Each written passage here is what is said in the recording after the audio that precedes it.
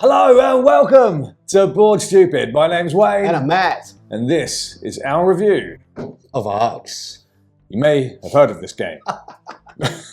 It's been all over the internet. And if you haven't heard of this game, then we hope to at least bring you some information on it that will give you an idea of if it's for you or not. And that's what we do with our reviews. And if you'd like to know what we think of the most hyped game of the year. A lot of hype. Well, hit the hype button. Sorry, the subscribe button. The subscribe hype button, also accurate. Hit that button and get ready to go into hyperspace with us. Yeah, let's talk about all this hype, huh? Shall we go? Let's go. Let's get hype.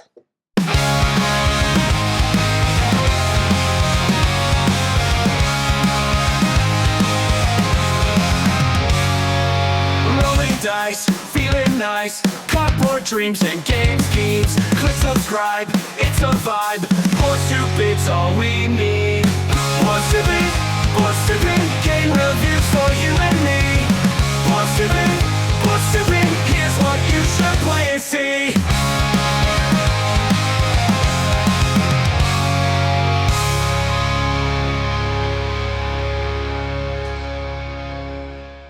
Arcs is a condensed space opera for 2 to 4 players that plays in up to 120 minutes, designed by Wehrle and published by Leader Games. Arcs uses trick-taking as its main action selection mechanism, and if you're the lead player, you're going to be leading a card and then performing the actions on it depending on the suit of the card. For example, this administration card allows me to tax or repair or influence. Other players are going to be copying or pivoting to do a different type of action. Alternatively, they may surpass by playing a higher value of the same suit of the lead card, giving them the ability to go first next round and set the pace of the chapter.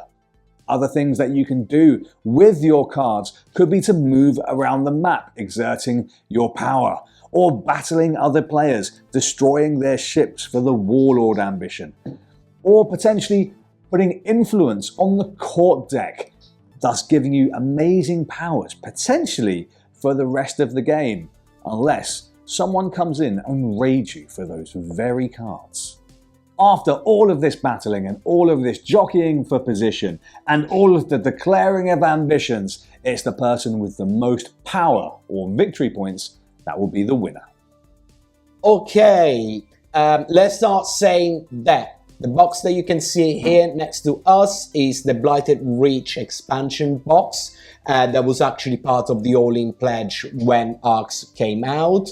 But for this review, we are talking about the core game. The core game only. Base Arcs. Yeah, we played a lot the core game. We haven't started the expansion, that is the campaign style Arcs. But the good thing is that the core box everything goes inside the expansion box. That's why it's here, and on top of that is a prettier box. Absolutely, that's what we have right here, yeah. But yeah, this is the premises of the video, so it's the review of the core game.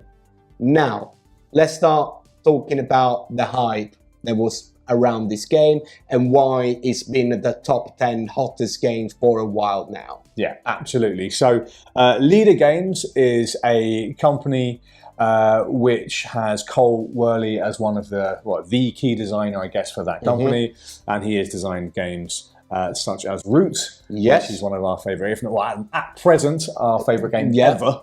And also other amazing games like John Company, and I think he did Pax Pamir, did Oath, he's part of that design team at Leader, which makes really critically well-acclaimed, interesting avant-garde designs. Yes. Which always, avant-garde is definitely the right word. Which always brings something interesting and fresh to board gaming, which is why when they come out with something new and something interesting, there's always a lot of buzz. And they normally do things in conjunction with Kyle Ferrin, who is their in-house artist, who has this amazing art style. And all of these things together, I think, lend itself to people getting very excited about these games. People love Kyle Wehrle's designs.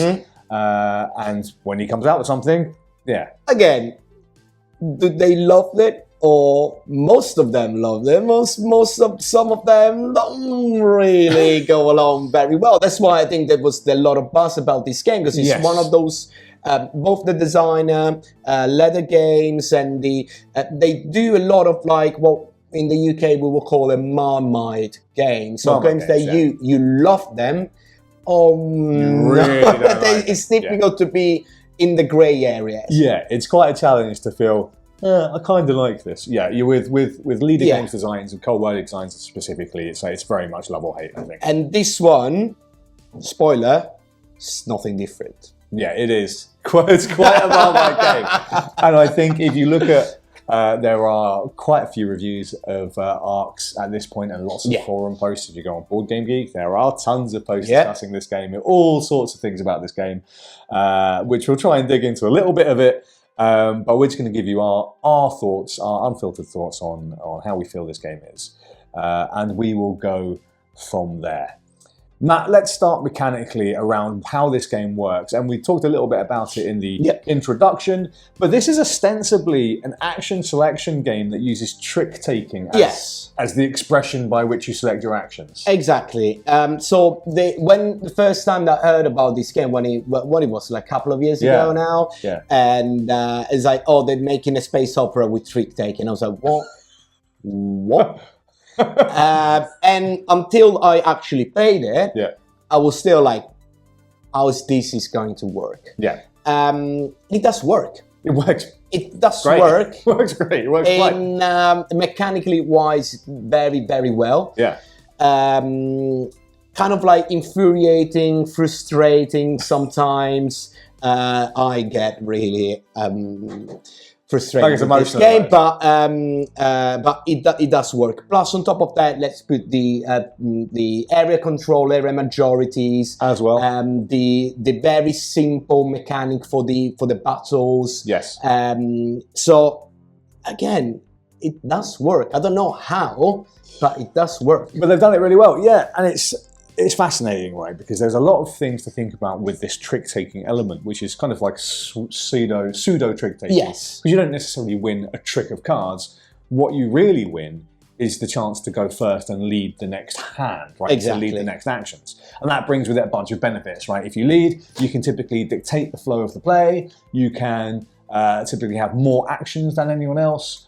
It gives you a lot of advantages if you can lead the hand, which will allow you to potentially also declare ambitions, which is the only way to score points. Score the points. Yeah. So again, the cards, each card will have a different seed, a different action that you can do. Some of them will let you construct or repair some ship. Some of others will let you battle. Yeah. Some of them will let you put influences on the council that is actually the open market. Yeah. Some of them will let you tax the planets that you got. To get resources and use resources for other things. So it is crucial to start when you start to get the first position and drive the game. Yeah. Because this is where the frustration comes. If you never manage to win a trick, so to be the first player, you're always gonna be the second there. You're always gonna have to hope that the other player is gonna play this or that seed. That's where a lot of the frustration around the game comes from. Yeah, because it's entirely on you as a person and how you feel about games, whether it's a bug or a feature that most of your hands will not necessarily benefit you. Yeah. Right? And I think most of the game you will be doing one action, right? Most of your actions will be one thing. You'll be copying the lead card, or as the game calls it, pivoting to do something different. But each time you are not surpassing, i.e. winning the trick, you are doing one thing. And it's like I said, you'll either like that or you really won't like that, and it'll be quite annoying. Like me and Matt have debated this a bunch. I mean, it is entirely by design of the game. It is. Where it says, here's your probably crap hand of cards, deal with it. It is. Yeah. How can you deal with it? And it's a heavily tactical game. I think we need to underline that. It is. It's a very, very, very tactical game. There is almost no strategy. If I say probably no strategy at all, just because every turn you're gonna get given different cards, and if you never win the trick, you cannot play exactly how you will have played those cards. Yeah, I would say you always need. Yeah, you're always on the kind of on the back foot of what's going to happen and need to change with whatever the other players are doing. Yeah, I think there is strategy, but it's in a restrained scope. So the scope of your strategy is in each chapter only. Yes, yeah. So you go, here's what I have. So my tactical decisions are going to be by chapter, and within this chapter, I've got this. What order do I play them in? Right? Because if I know I'm not going to lead, I have a few strategic decisions, but it's not like a grand strategy game where I'm going to look at the start, maybe like Brass Birmingham, which I think of as a very strategic game. Yes. Where at the start of it, you can be like, okay, I want to start this here. Is what's going to here's my hand, exactly. and the whole era, I'm going to try and plan that out and maybe execute it. This certainly the opposite. isn't that. Yeah, it is the opposite. It's the opposite. Absolutely. It is a fascinating design, though. It is bold. I mean, there's something to be said for aggressive, and it is very aggressive. Yes, you will have to fight and elbow your way for everything in this game. In the galaxy to get every single point. Again, it's not a forgiving game. It's not forgiving. No. You could be the one, especially like in games like a 3-player count. You could be the one in the middle of the other two and just getting beaten. This guy. And just getting beaten. And there is not a real catch-up mechanism or anything like that. So if you do something wrong at the start, you might pay it for a long time. Get stomped, exactly. Let's quickly dig into this again as well. So we've talked a little bit about the trick-taking mechanism, that when you lead cards, if you lead with a high suit, you're probably going to also lead with the next hand. Right? Okay.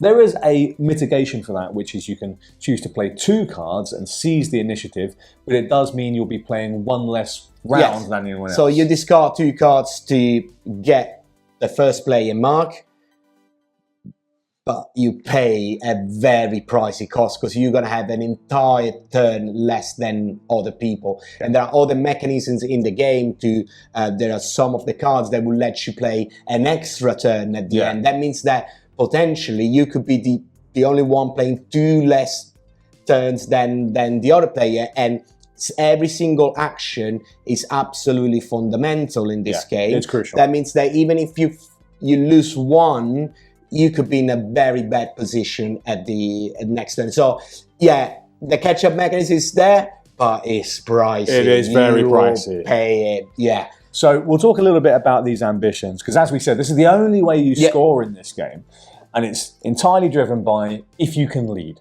So if you're the first player, you've got the first player marker, and you play a card, it will give you the chance to declare an ambition, depending on the value of the card. Each card will have its own ambition that it can be declared. And when you declare an ambition, what you're saying publicly is, everybody, we're going to score this condition. Yeah. So if I declare Tycoon, I played a 2, and I say, right, at this point, we're going to get these points if you have the highest amount of these resources. Yeah. And then guess what that's going to trigger? It's going to trigger a fight for resources pretty quickly. That is, everybody then try to get those scoring, because each chapter you can get up to 3 scoring points, up to 3 conditions, conditions. Not always are going to be all the 3 out, because some player may decide that, well, I'm just gonna so it's entirely the game. And it's entirely possible that someone declares Warlord twice, for example, and get double the points for it. And we'll talk about those, because like I said, we did already say that it's a bit of a spiky, aggressive game. If we do declare something like, the Tycoon, where we're looking for fuel and for building material resources, you not only are you going to be taxing your own buildings, you have to fight for them. You're going to be raiding people, you're trying to be taking their stuff, and the game fully encourages that behavior. Yeah, absolutely. And the same things goes with the Warlord. That is basically, I need to destroy more things than everybody else. So you are at that point going out to fight as all the other players, because that is one of the only way to get points. So it's gonna be a gigantic battle, left and right, no quarters, and being really aggressive. Absolutely. And this is one of the things in the game. The game is absolutely aggro all the time. There is, we haven't even touched on the cards yet, which is the court deck here, which will be the open market of the game, which you're going to be putting influence on. And these cards are also aggro. Yes. I mean, many of them are quite aggro. They're like, steal this from your opponent, or take all of the resources from the supply, and you are the cartel, and when they're scored, they go back to you. And it sort of encourages that interaction where I always want something of yours, and you're always going to want something of mine. And I really like the council mechanisms and the influence that you need to put. So each time that you can play an influence point, you're going to put one of your little men on that card. It doesn't mean that that card is yours until you secure it. But you need to have the most amount of little men on that card. And I find it really interesting, because then you fight even for the cards. Even for the cards. In the open market. So you're kind of fighting for everything, right? You're fighting for the resources. You're fighting to destroy ships. You're fighting to have control of different areas. You fight for space. You're fighting for space. Because you can building around on the different planets, but there are not that many spots. That means that if you really want to build something, well, you need to go there, destroy what is in there, and then build your thing. Absolutely. And you fight for all of that, and you're even fighting to get cards into your tableau.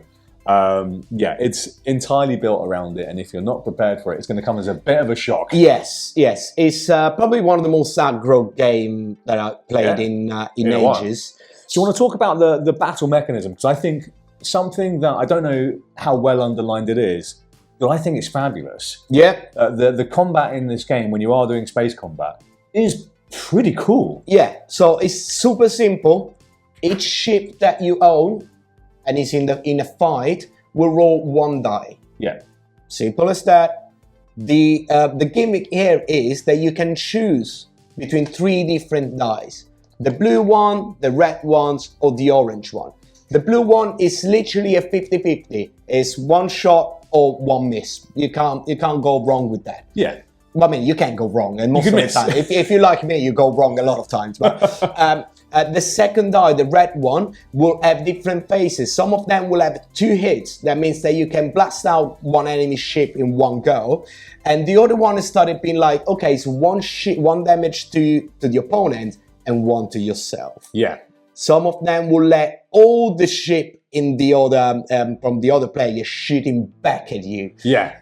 So we started This is the risk-reward dice. So we started getting more risky. The last one, the very interesting one, is going to be the orange one. The most risky. That is the only one that you can use to raid other people. That means if I want to steal something from Wayne, it's not just a thing of going there and destroying his ship. It doesn't work like that. You need to roll a certain number of keys on the raid dice. On the raid dice, and those keys will then you can check on the top of the boards. There are a number of keys, so you need to have those number of keys to steal this or that resource that the other players will have on his board. Or steal their card, because the court cards also have keys on them. So you did fault. You have to put men to get the cards from the council into your board, and then someone else can come and roll a couple of die and steal it right back from you. However, we need to say that the orange one is the most difficult to use, because it's very risky. You might blow yourself up pretty much very easily. Pretty easily. But it's a very cool, simple mechanism, and it's a chance mitigation, because you can always be like, all right, I got 4 ships, you just have 1. I do not need to roll the red dice, so you can shoot out. I rolled it, so I really like it, because it makes it less random.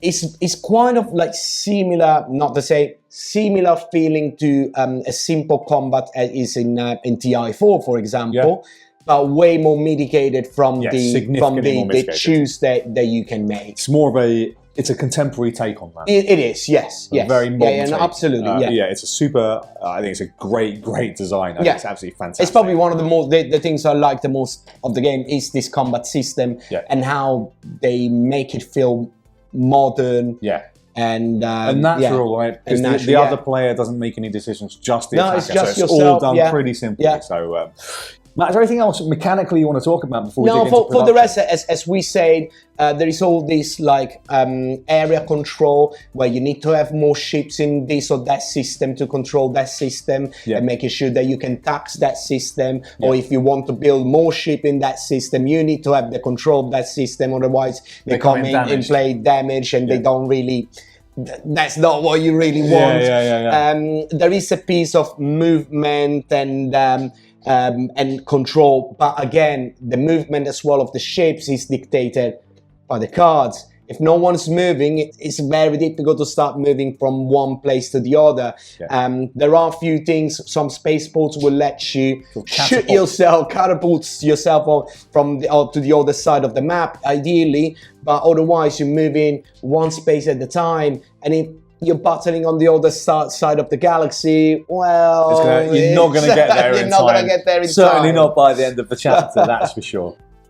Okay, Matt, so let's talk about the production. And again, we are going to focus this on the base game of Arcs, which, for clarity, will not include things like these holders, which are all from the Blighted Reach expansion box, specifically provided to hold all of these components in the base game. So it's a bit of a weird mismatch there. So just something to note, you would just be getting this stuff in the box. But purely on the things that are in the box, I mean, such as the board and all the pieces and all of the dice and the tokens, etc., and all of the cards, I mean, it's pretty good. I mean, it's fine. It's all cardboard and wood, which for me, I know you don't like it, but I prefer No. In this case, works very, very well. It's very, if you played Root, it's basically like very much production-wise like Root, and it's a very good production. The artwork, again, is another Marmite thing. Yeah. You could really like it, because I do love the artwork in Root. Yeah. I feel slightly less on this one, but that's probably me. Okay. I just like the idea in Roots of the cutesy animal that want to wage war and burn things. While this I felt a little bit less. What is it that you feel a little bit less about? I think it's less characterized by... less characterful. Yeah, that's fair. But again... The character on the cards is fabulous. Those are really nice. We haven't touched about the potential asymmetry in the game before. We're not going to go into too many details right now, but there are some cards that will let you add some asymmetry. Add asymmetry, and that comes in the base game as well. You have leaders and law, or at least some of them, and again that adds asymmetry. In terms of the card production, it's all fine. It's all good quality stuff. There's really nothing to complain about. I love the artwork on the cards. I think it's really interesting when you read what the card does and when you see the actual illustration. I think it's fantastic. Carl Ferrin is pretty freaking good at making those sorts of things come alive. Yeah. And but for the rest, you definitely pay the right price for a very good product. I can't say anything else, to be honest. Absolutely. I mean, what else is there to say? There was a lot of complaints, I think, during the campaign that these weren't screen printed, but I think the argument was, well, they're tipped over half the size. Exactly. It's like it would be an additional production cost and therefore an additional cost for the consumer to add that. For not much, I'll be honest, it doesn't need it. I mean, I like it as readable as possible. The game did come with an option on the Kickstarter to have plastic ships, and I'm very glad I didn't get them because there's been some complaints that they tip over better the wooden one, isn't it? Apparently the plastic ones tip over very easily accidentally. And that's not what you want in this game. Because it's crucial that you know the board state by having them either upright or not. So I think the production is perfectly adequate for something that is all just cardboard and wood with, I think, an excellent art design. And what Matt thinks is okay. Yeah, the black on the board could not be for everybody. Yeah. Because it makes it like very dark and slightly less readable, especially because the colors are kind of a little bit more tuned down. And I mean, some of the symbols on the board are also quite small, and with the colors being quite blended, it is hard to read which ones are what. I think that it will be my only comments about the overall production, but for the rest, yeah, it's Pretty good. yeah. All right, Wayne. Now this is gonna be a very interesting part. Who is this game for? Or actually, who's it not for? That's a great question. I think if you are a fan of space opera games like Twilight Imperium or Eclipse Second Dawn, Yeah. but you want something in a condensed Yeah. form factor, In the 2 hours instead of 9. Yeah. I think this does achieve that in 2 hours. Not necessarily everything, but the feeling of it. You are very right, because it's. I keep saying it every time we play. I get the same level of anxiety and frustration and joy when something goes Right. good that a game like Twilight brings me. Yeah. But this one, it condensed in a couple of hours. It does That feeling. And I think that's quite important to note, right? Because it's not going to have all of those sprawling things like all of the politics, but that's condensed down to the chat around the table because all the scoring is public. You're going to be going, oh, we need to stop that guy over there. I need to steal that. That's your negotiation in the game. Like, oh, I need to steal this, or you need to put influence over here. You need to make alliances, especially if you see one of the players is very far ahead in points. The other players needs to, because otherwise it will keep winning.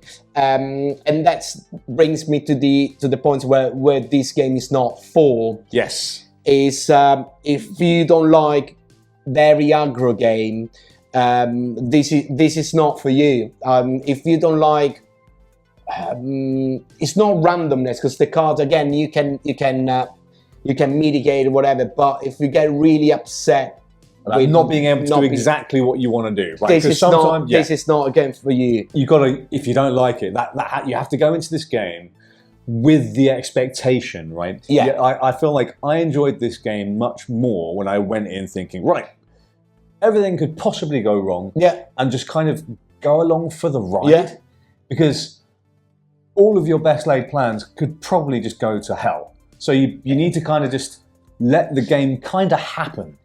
Do you know what I mean? Yeah, I totally agree. I don't know how. I won the first time that we played. Yeah. And it never happened again. Because at that point I was very much like, I don't know what this does, and I'll try this or I'll try that. And I was very much more playing there and at the moment. When I found out the other games, I was more like, oh, okay, this card does this, so if I can get, I was trying to plan too much and then bite me back. Yeah, I think that's an entirely fair criticism. I'm sure some people may or may not disagree, but I think it's a fair criticism that the game will just kind of happen in a way. Yes. Where you deal with what you've got, and then the game will play out. Yeah. And that is a feature, I think, of the design. Yeah. One last thing I would like to add is, if you are going into this game for the first time and you're playing with some veterans players, some ones that already played like 20, 30 times, and they know the cards, you're not gonna be in for a pleasant ride. But it's one of those games that requires you to play and all the players to be more or less on the same. Not that everybody needs to have tons of hours on the game, but the more leveled is the knowledge of the game between the players, the more enjoyable. At least familiarity with the court deck, because this is the thing that swings the power of the game. It's not possible to have that level of knowledge in your first game. Unfortunately, you will get crushed. Especially because there are a couple of cards that together can make some combos and can make some quite powerful combos. Again, there are not tons of those cards, but if you know which one you need to pick, you know which one you need to steal from another player or some. So that what I would say is, but same things very much like in TI.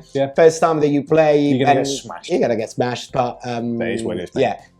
It is what it is. Should we talk about some alternatives? So what is this game is for? If you like Root, it's very much is for you. Yeah, I think so. If you liked Root, this is Carl Wehrle expressing that design principle in another way. Yeah. You still have public scoring. Yes. You still have the feeling of trying to slap down the person that might be getting too far ahead, right? You still have that kind of scheming.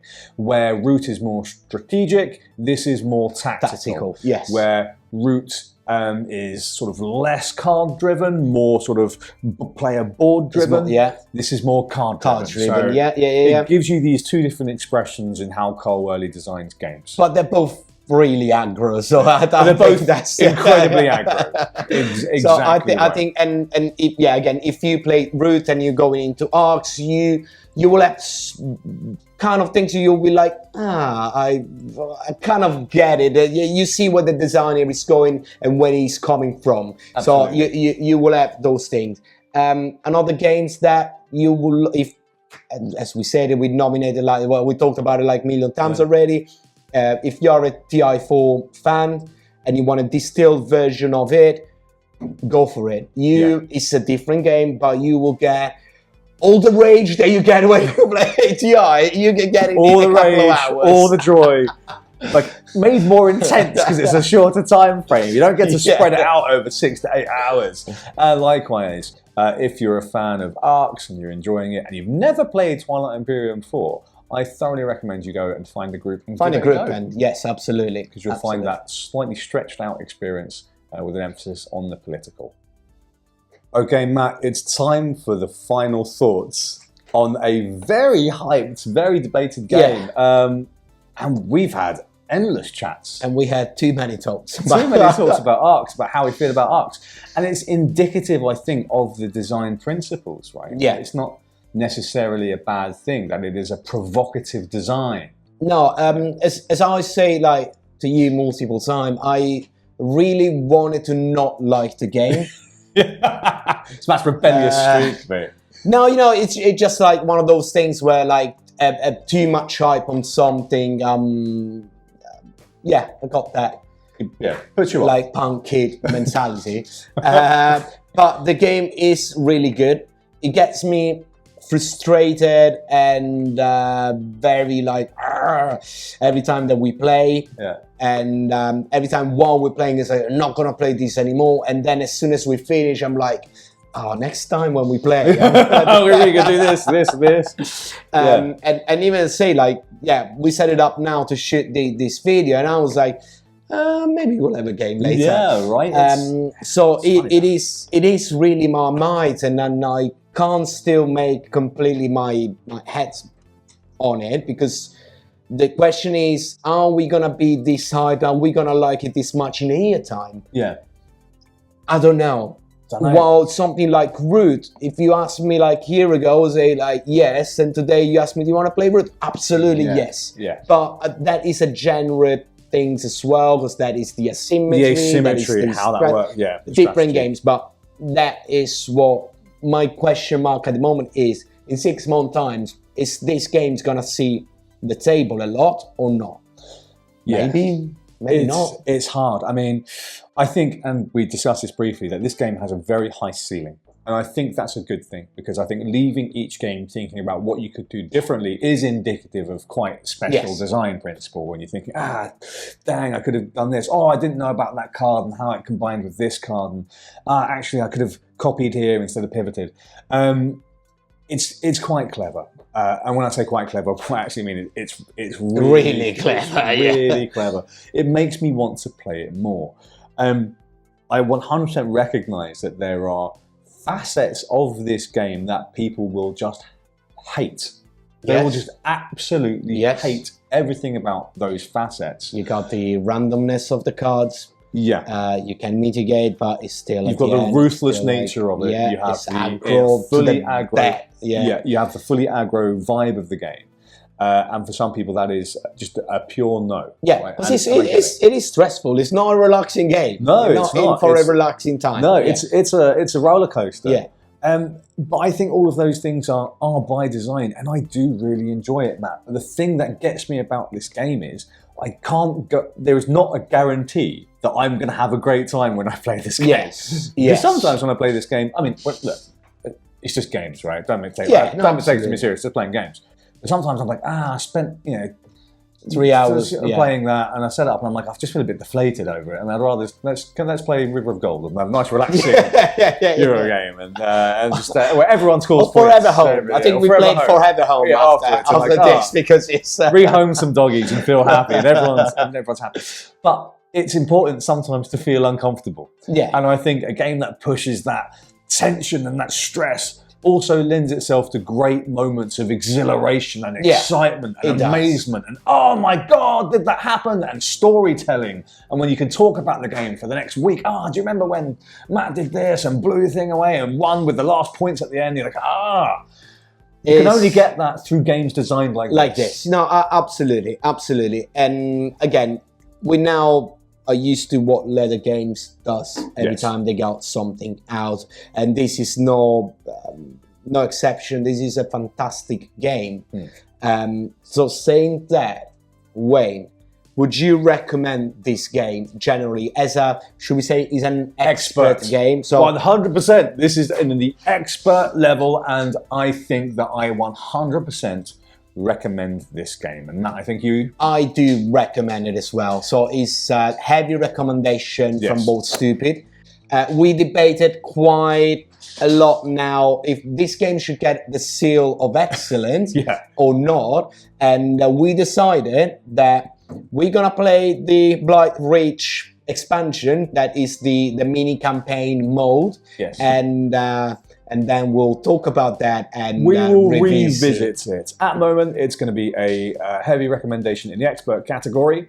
And the reason why we are sort of deferring it till after the Blighted Reach is because I think the Blighted Reach was the original vision for the game. So where base arcs was sort of pulled out as an extrapolation from the bigger game. Yes. I think originally it was called Big Arcs and Small Arcs during the design diaries. So we very much need to play big arcs and see how that makes us feel. And takes us on a roller coaster, and then we'll revisit. But at the moment, it is 100% recommended in the expert category. Okay, Wayne, this was a beefy one. But it's not possible to do. It's the nature of this game. Small. Yeah, it's there is a lot to talk about it. There is a lot. The hype around the game is justified because it's such an innovative and interesting game that, of course, there is a lot to talk. Because it's not a copy of something else. No. It's not similar or same of some other games. This is its own things. As the Leather Games guys said, normally they're used to us to. And I think it's important to note that probably shouldn't believe all of the massive hype about this is the greatest thing of all time, greatest game of the year, greatest game. I will be very that's why it was one of the reasons why I didn't want to like the game. It's but on the same side, Matt, you probably shouldn't listen to everyone saying this is terrible and a bad game. Because it's not. This is neither of those things. This is neither the both things. You can spring a little bit more to the left or to the right if it's like best game of the year or a very good game, but not that. All that it's fine, and we're still talking about games, guys. So did you have fun with playing Arcs? Sometimes not. but sometimes it is an amazing game. Absolutely. So with all that said, what do you think? Please let us know. Oh my gosh, I am waiting for the comments. I want to see all the comments. I want to see all the rage down there. Because, I know that this is going to split a lot of you guys because it split us. So, it's been an interesting conversation and an interesting experience playing this over the last few weeks. But I'm dying to know what you think in the comments below. And if you liked this video, you know what to do. Hit the like button and, of course, hit the subscribe button. Hit it aggro. Pow, pow. Really, like I've just raided all of your cards. Roll those red dice and hit the subscribe button. Absolutely. Shoot us out the sky with that subscribe button. Check out the rest of the content. And Matt, we're going to catch them again real soon. Ciao.